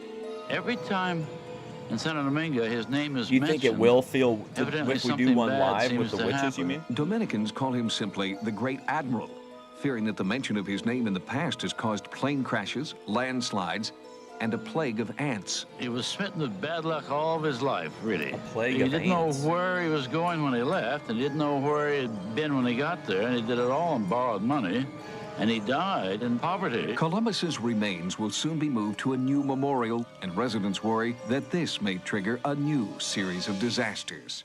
If you've had an encounter with the paranormal, like the people in Santo Domingo, or if you photographed or videotaped what you believe is a UFO, our Sightings investigative team wants to know. To report your sighting, call the Sightings hotline at 1-900-740-SIGHT. Each call 75 cents a minute. Average call lasts 2 minutes, and you must be 18 years or older. On the next Sightings, some claim that extraterrestrials are living among us. How are they mutating to human form, and what are their sinister motives? And then, the U.S. military's own top-secret UFO on the next Sightings. Join us next time for new All right, investigations let's into the try to unexpected. squeeze in one more. The following program deals with controversial subjects. The theories expressed are not the only possible interpretation. The viewer is invited to make a judgment based on all available information. Tonight on Sightings, thousands of Americans may have been abducted and sexually abused by extraterrestrials. I'm one of those few men who knows what a woman feels like when she's raped. We reveal their frightening motives. Then we uncover the U.S. military's own top-secret UFOs, hidden in the Nevada desert. We have things out there that are literally out of this world. What's going to happen to you, Hurricane Carl?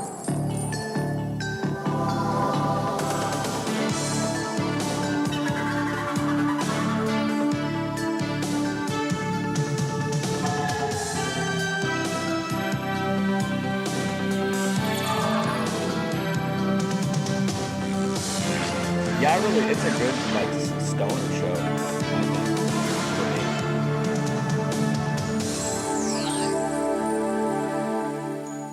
Hello, I'm Tim White. Welcome to Sightings. No, I didn't watch it. The abduction Hurricane phenomenon has become a disturbing part of many UFO. I said if they're not going to let Hurricane come up and defend himself, I can't tune in.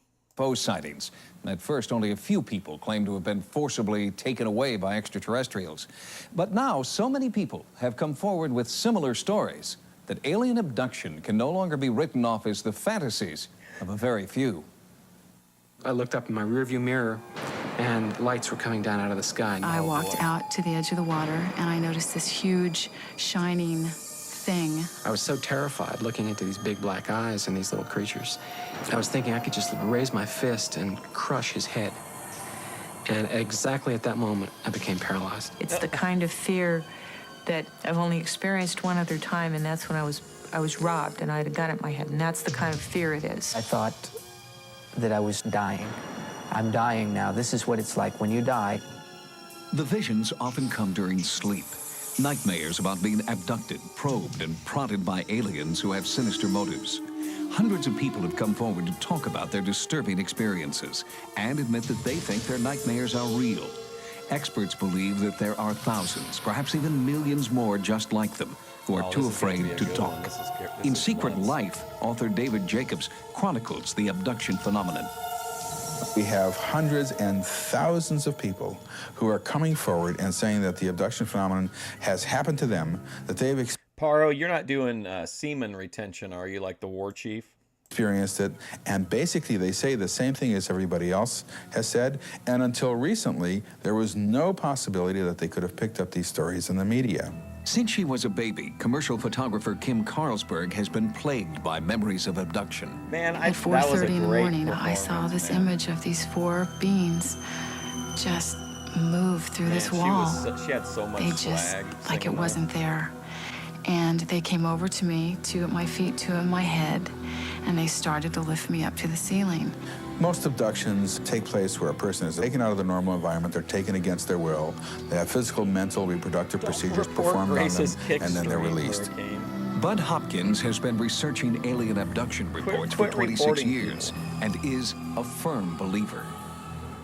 I'm the first to admit that all this sounds outrageous. It all sounds just crazy, and yet the evidence is there behind it. But skeptic Philip Klass believes mass media is to blame for the rise in abduction reports. Dozens of talk shows, dozens of other TV shows have promoted this idea that aliens are here and abducting human beings. And so it becomes the popular myth. These particular problems could adequately be explained by the condition narcolepsy. This is a disorder characterized by hypnagogic hallucinations, that's hallucinations that occur at sleep onset, which can be very vivid and include the feeling of other people being present in the room, or a sensation of levitation.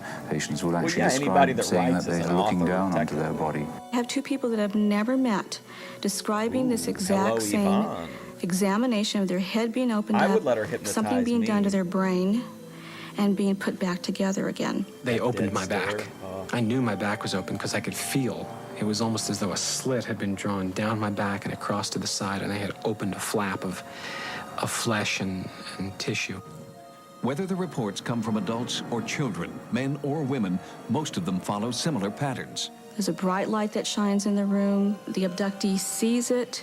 They hear a noise outside. They're not interested in your mate, they're interested in you. So what they do is they render the person that you're with unconscious. She goes up a beam of light with the alien into a hovering craft. We get back to the... If anyone goes into the room at that point, there's no one in the room. She's not in bed, in other words.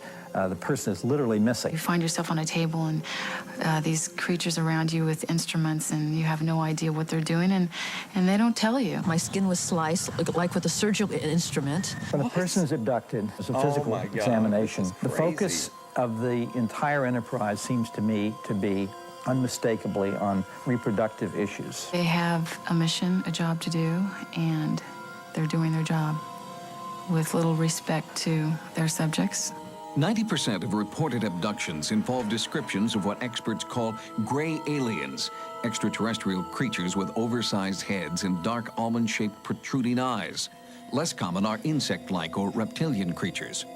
The reptilian type has bothered a lot of people. It seems to be quite hostile and intrusive, often has claw-like hands, and I know there's one case where claw marks were photographed on the back of a woman. There's one being in particular that I always recognize, and he's not a gray. He's taller, he's thinner, he's got a bigger head, he's got bigger eyes. His limbs are very praying mantis-like. I remember being on the table with my head turned away, not wanting to look at this creature. Remember that guy who lost his virginity to the alien? Every time he fucked her, that mantis man was watching. And then when I looked at him, I just recognized him as the one that I hated. In a few cases, subjects claim to see hybrids, creatures who are half human, half alien. Some abductees believe they are being crossbred with aliens to create these hybrids. A very important part of the abduction phenomenon is that there are reproductive procedures carried out upon them. I've been shown children. I've been shown babies. I've been asked to hold children and babies. I've been asked to give these children affection. Baby. And these children aren't alien children, and they're not human children. They're somewhere in between. I had a woman who had been to the doctor, had an ultrasound done. Her husband was there.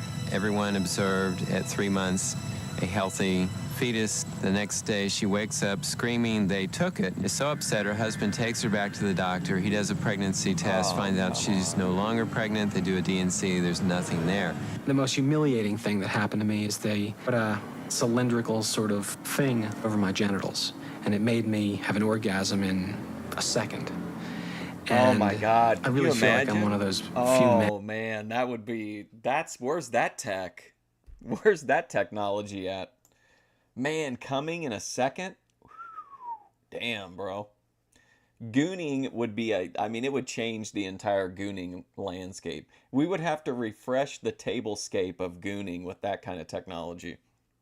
And who knows what a woman feels like if That's when she's life raped. affirming. I've been on a table, and I've seen something removed from my body that I will call a fetus, a baby. It was so small I couldn't believe that it could live on its own. I remember putting my finger in the arch of its foot. I was afraid to look at the face. I was afraid to see what it looked like. There seems to be an enormous interest in the emotional side of this, too, on the part of the aliens. They want us to hold these odd little children, these babies.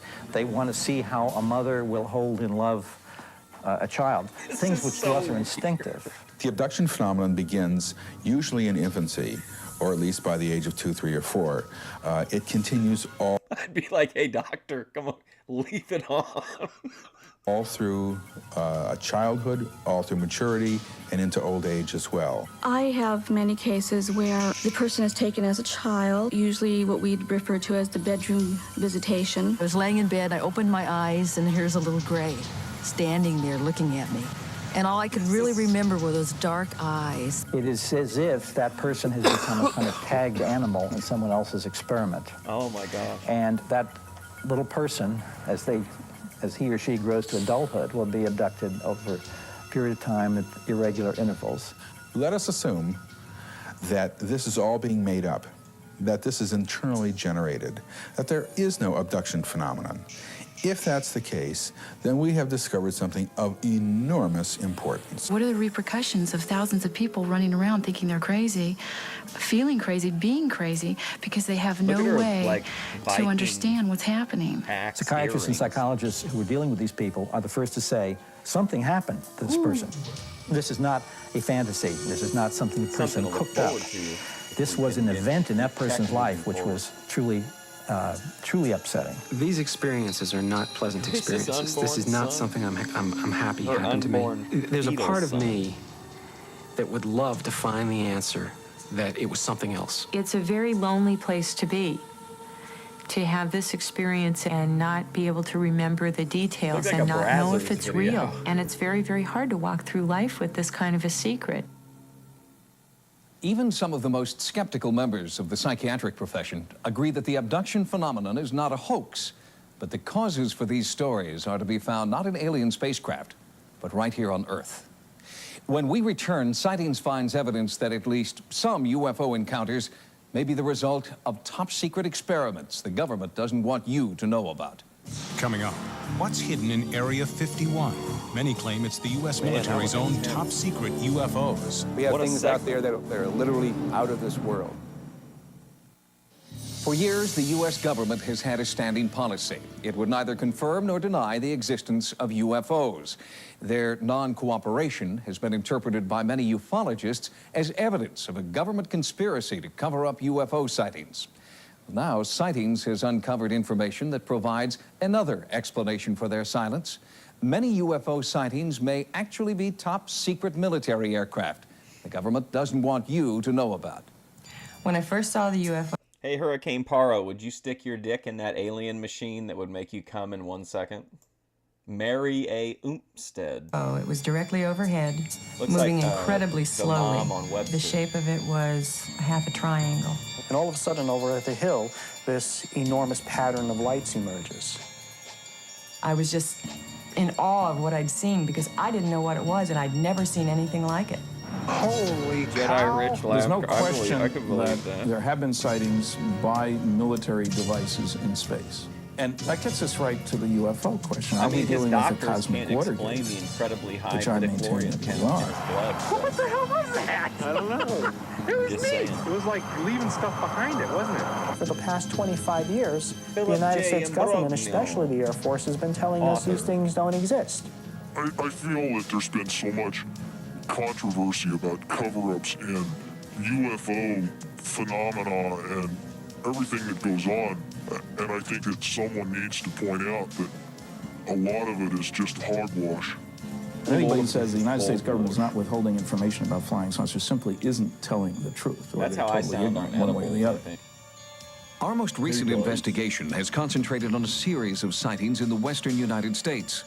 Sightings You guys like it when Bethadone goes into her like Buffalo Bill voice when she starts to get mad? has learned that many UFOs spotted in California and Nevada may actually be highly classified military experiments called black projects. Hey, guys. Sources familiar with these black projects, many of whom wish to remain anonymous, have told us that the military is now experimenting with aerospace technology beyond our wildest dreams.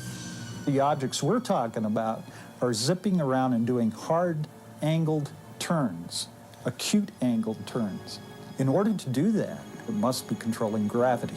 And therefore, what you're talking about is a spacecraft, not an aircraft.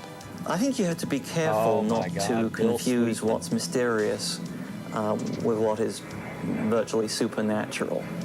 Certainly some of these things are going to look very strange. They're very unlike aircraft with which people are familiar. Oh my gosh. Well, certainly the history of the flying saucer phenomena suggests that in the past, classified programs resulted in a lot of reports of flying saucers. And if you see all of the instances where conventional aircraft have been misinterpreted as flying saucers, it's quite easy to understand how unconventional aircraft could receive a similar misinterpretation. In the Nevada desert, we have things that would make George Lucas envious. We have things out there that are literally out of this world.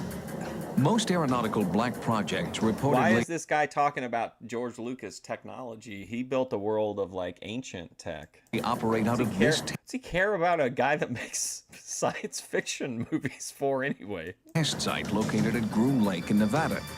This installation is also known as Area 51, or Dreamland. The government denies the very existence of Area 51. But these photographs do prove there is an installation at Groom Lake. They have a hangar near the south end of the ramp that appears to have doors that are almost 200 feet tall, 400 feet wide. I'm going to make a video about that. One of the problems associated with Groom Lake is the fact that it is a place that does not officially exist. This federal official insisted on hiding his identity. Area 51 is the most tightly secured installation in this country. It's guarded both over the air and on the ground by elite Air Force security police and Department of Energy special response teams. They're heavily armed, and their total mission is to keep people off of this installation. It's an ideal place for top secret, highly classified military projects, to refine them, to take them to the next level. This is the place. You have deep, deep desert valleys, high mountain ranges, to camouflage and mask these things when they fly. That's Jedi Ridge under the... The military is the top dog here in Nevada, no doubt about it. They run the show. If someone came to me and said there's just absolutely nothing that's secret, and they decided they were going to hike into Area 51, I think that could be the biggest and perhaps the last mistake they are going to make in their life. Are these people still locked into a Cold War mentality? Is that the point here? Or are they really hiding something that's totally alien? Is this otherworldly technology that's being applied to Air Force black projects? One of the most recent black projects to be leaked to the media has been dubbed Aurora. The few facts revealed so far about Aurora's speed and maneuverability are tantalizing. Rumors about Aurora first started after thousands of people in Southern California reported feeling earthquakes. Seismologists found that the tremors were not earthquakes, but were caused by sonic booms.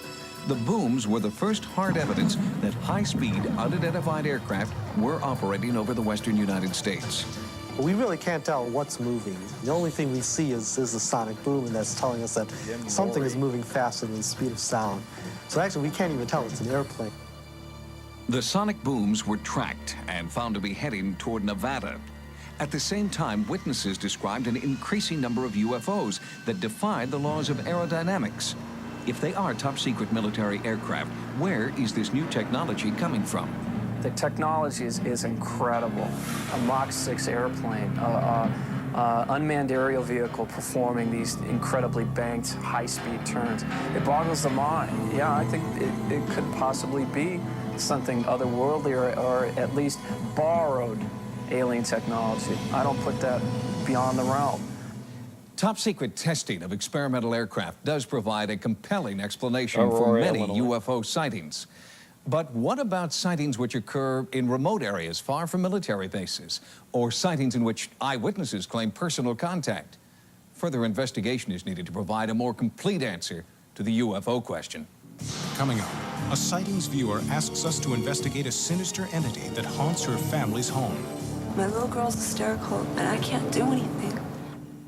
Oh, no. Recently, one of our viewers called to tell us that she believes her home and family are haunted and has asked Sightings to conduct a ghost investigation. Well, we thought this would be a good opportunity to show you step by step how a real ghost investigation is conducted. I went to her home in Garden Grove, California to begin the investigation process.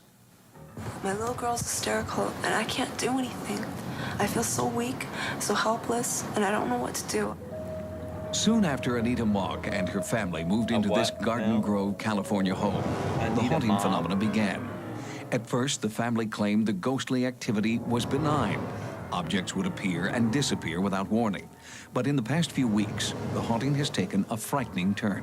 When I saw that night, I dropped the dishes that I was holding, and I grabbed my little sister and I ran outside, and I just went hysterical. I turned around, looked at her, and I just got up and started running.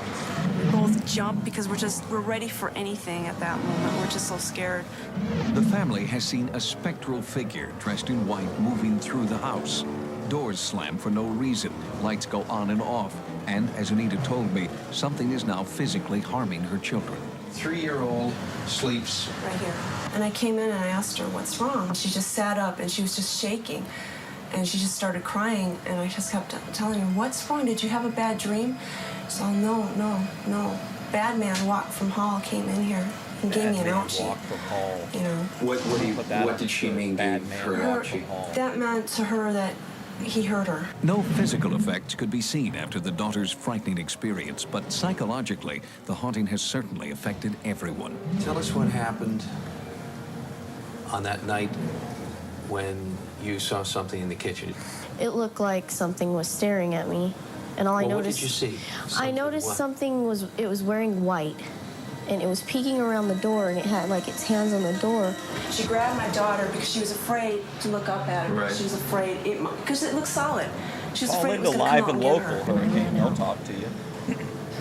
I went out in the backyard, and Anita was out there, and I started crying, and I couldn't stop crying.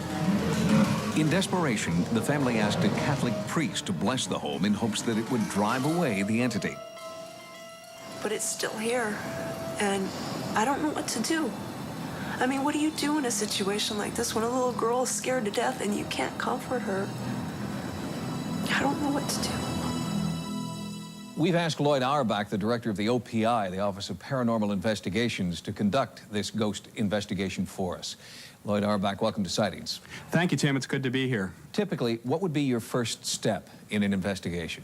The first step in any investigation is always going to be witness interviews, and we'll try to do other things such as go through the house, which is very typical, with a map, a floor plan of the house, and try to pin down where things have gone on within the house, usually with a couple of the witnesses. And we also walk through with our tri-field meters, which measure magnetic fields, among other things, to try to determine if there's any sort of correlation.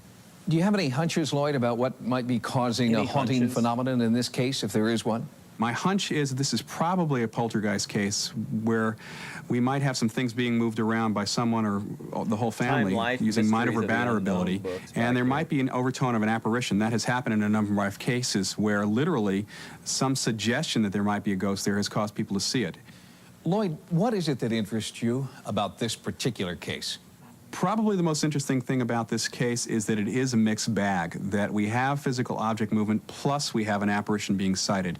With very rare exceptions, most of the apparition cases where people see a ghost or hear voices that seem to be fairly intelligent, that we call apparitions or ghosts, those cases don't also involve physical object movement. So this is kind of interesting from the point that it might be both. It could be an apparition moving things around, it could be a poltergeist, or it could be a lot of things that are misinterpreted by the family, and there could be nothing paranormal going on. Lloyd, thanks for joining us. Thank you, Tim. In the coming weeks, we'll bring you updates on Lloyd's progress as he conducts this ghost investigation. To report your paranormal experience, call the Sightings hotline at 1-900-740-SIGHT. Each call 75 cents a minute. Average call lasts 2 minutes, and you must be 18 years or older. Again, call 1-900-740-7483. Boredom. Join us next time for new investigations into the unexplained. For Sightings, I'm Tim White.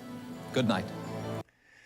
Okay, guys, I gotta cut the stream short. I'll try to go live. If I can't go live, I'll definitely still film it, but hopefully I'll be able to go live for it'll be a pretty short one, but I think it's an interesting little thing. So anyway, thanks for hanging out. I do appreciate it, and hopefully